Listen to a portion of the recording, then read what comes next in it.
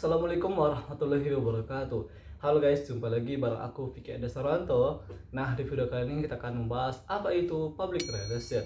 Tapi sebelum itu, intro dulu.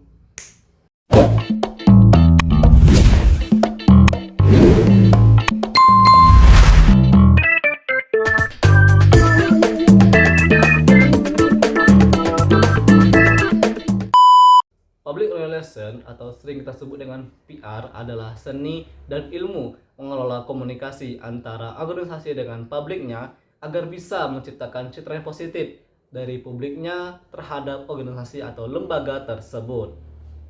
Atau bahasa istilah lebih simpel adalah humas kita. Tujuan public relation. Tujuan PR antara lain yang pertama menciptakan dan mempertahankan citra positif terhadap suatu organisasi atau suatu lembaga. Yang kedua, meningkatkan rasa kepercayaan dan loyalitas terhadap publik ke organisasi tersebut. Lalu yang ketiga, mampu menyampaikan informasi secara efektif kepada khalayak umum. Dan yang keempat, mampu menangani krisis komunikasi dan isu yang berpotensi merusak suatu organisasi atau reputasi dari lembaga tersebut. Fungsi public relation. Public relation memiliki fungsi-fungsi di antaranya. Yang pertama, komunikasi internal, yaitu mampu menjaga hubungan baik antara manajemen dan karyawan. Lalu yang kedua, komunikasi eksternal, yakni mampu membangun relasi dengan media, pelanggan, komunitas, dan stakeholder-stakeholder yang lain. Lalu yang keempat, manajemen isu dan krisis, seperti mengatasi rumor, berita negatif, ataupun peristiwa-peristiwa yang berpotensi merusak citra dari suatu organisasi atau lembaga tersebut. Lalu yang keempat, media relation, seperti menyusun siaran pers, konferensi pers, dan menjaga hubungan baik dengan para wartawan, agar suatu organisasi itu memiliki citra positif yang baik dalam jangka waktu yang lama. Strategi dan taktik public relation. Public relation dilakukan berbagai strategi dan alat komunikasi, antara lain, pertama, media sosial. Platform seperti Instagram, YouTube, TikTok, bahkan Twitter yang mampu menyebarkan informasi secara cepat. Ini sangat dibutuhkan dalam strategi PR demi membangun dan meningkatkan serta mengembangkan reputasi organisasi tersebut atau lembaga dalam khalayak umum. Lalu yang kedua, press release, yaitu merilis berita media dalam bentuk video di platform media sosial seperti bagaimana kegiatan mereka, lalu prestasi dari lembaga tersebut, bahkan tanggapan-tanggapan positif dari khalayak umum ke organisasi tersebut guna mengembangkan reputasi yang makin baik terhadap organisasi ke khalayak umumnya. Lalu yang ketiga, event, mengadakan seminar, CCR, bahkan meluncurkan produk terbaru mereka langsung ke khalayak umum agar silaturahmi itu tetap terjalin antara organisasi dengan khalayak umum. Lalu kampanye public relation, strategi komunikasi yang dirancang untuk mempengaruhi opini publik seperti kampanye lingkungan, kesehatan, bahkan edukasi digital guna meningkatkan reputasi yang baik tadi kepada khalayak umum. Lalu terakhir, storytelling, yaitu menyampaikan narasi yang menyentuh dan mudah mengingat oleh publik untuk membangun kedekatan emosional antara organisasi dengan khalayak umum atau publik mereka. Peran public relation.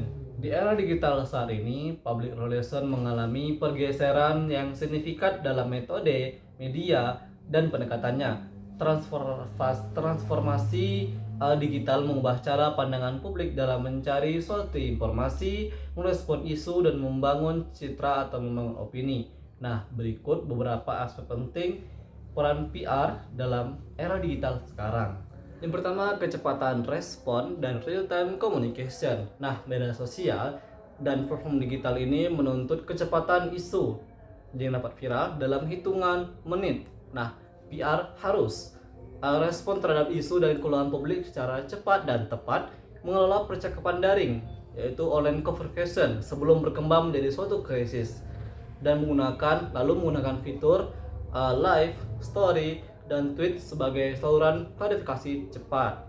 Kedua, pengaruh media dan influencer. PR modern tidak hanya mengandalkan media massa internasional.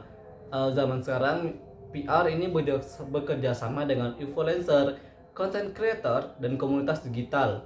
Lalu PR juga menggunakan platform seperti Instagram, YouTube, TikTok, dan X atau sering kita kenal dengan Twitter untuk menyampaikan kampanye dan serta strategis yang signifikan.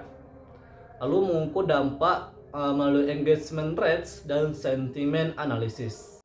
Yang ketiga, online reputation management atau ORM, yang dimana reputasi organisasi kini sangat bergantung dalam pencarian Google dan media sosial. PR perlu memantau ulasan, komentar, dan trending topik saat ini dan membangun identitas digital yang konsisten serta positif. Lalu menanggapi isu dengan pendekatan yang transparan dan empati. Yang keempat, data driven PR. Era digital saat ini memungkinkan PR untuk menggunakan data untuk yang pertama menganalisis opini publik, menentukan waktu yang terbaik untuk publikasi, dan yang terakhir mengukur efektivitas kampanye PR seperti reach, impression, and clicks. Yang kelima, konten sebagai senjata utama. PR kini harus membuat konten yang strategis, konten yang disukai publik, konten yang edukatif, inspiratif, dan informatif, konten yang menggunakan format video seperti video pendek, carousel, infografis, ataupun kalau mau buat video yang panjang bisa dalam bentuk podcast. Serta PR kini harus dalam narasi yang kuat dan sesuai dengan nilai-nilai organisasi. Nah, dari 5 peran tadi dapat disimpulkan bahwasanya peran PR kini tidak hanya sebagai pecitra menjaga citra, tapi menjadi pengolah hubungan strategis yang lincah, berbasis data, dan kreatif dalam dunia digital yang sangat dinamis guna menjaga reputasi yang baik dan tahan lama dalam suatu organisasi ataupun lembaga.